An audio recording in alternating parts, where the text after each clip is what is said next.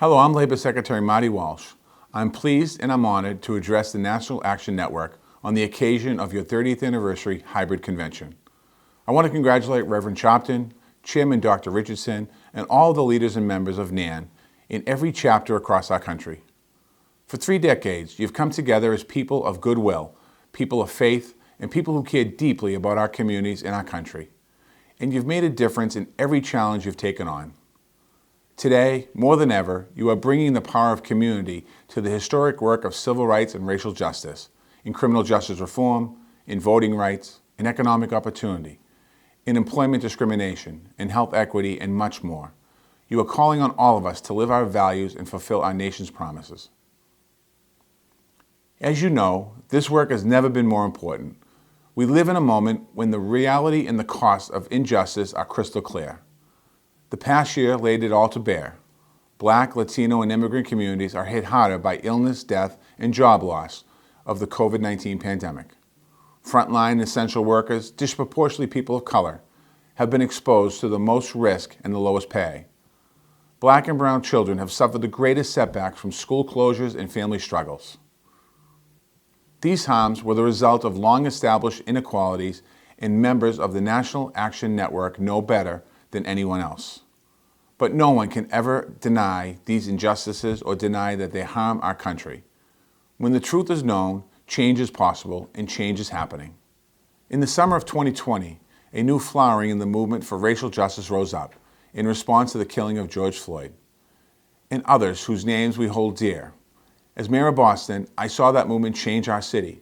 I worked with advocates just like you to make sure those changes were reflected in our policies, so that we are always advancing racial equity.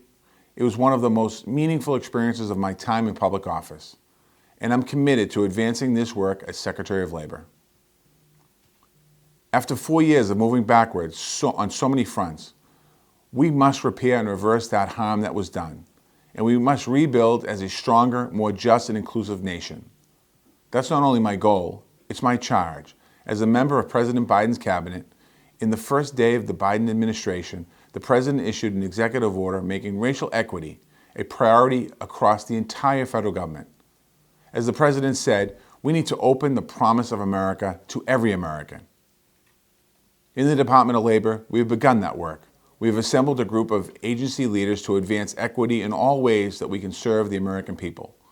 That means making sure funding for unemployment benefits in the American Rescue Plan supports greater access for workers who have historically faced barriers. It means making sure workers in every community and industry know their rights and how to seek help if they are being mistreated or discriminated against. It means enforcing overtime and other fair pay laws, because paycheck theft is one of the most damaging legacies of systemic racism going back throughout our nation's history.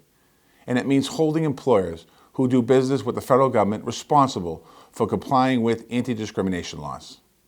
All across the Department of Labor, the Biden-Harris administration, we are seizing this moment to tear down systemic racism and lift up racial equity.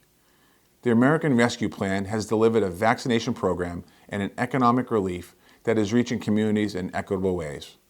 I advanced that work as mayor of Boston. I partnered with the Biden administration to make sure that the vaccines, stimulus funds, food resources, rental relief, and small business supports are focused in the communities that need it the most. Yet, in many ways, our work has only just begun. The full opportunity before us is historic. It's to build for the first time a truly equitable economy in America. And that's where President Biden's American Jobs Plan comes in. It calls for $2 trillion of investment in the future of our economy and all of our people. This means equitable investments in the vital transportation needs of every community, closing the digital divide with high-speed broadband internet for all, clean, safe drinking water for all our homes and schools, upgrading the electric grid, and investing in clean energy with a focus on environmental justice for communities of color. By modernizing our infrastructure, we can make our economy more competitive, more sustainable, and more inclusive. We can create millions of jobs all across our country. And rather than just hope these jobs are shared with everyone, we are going to make sure that every community has access, especially those who were shut out in the past. We're going to do that through programs like Apprenticeships that allow you to earn good paychecks while learning on the job and building a career. When I was a labor leader, I helped create a program called Building Pathways to get people of color and women access to union apprenticeships.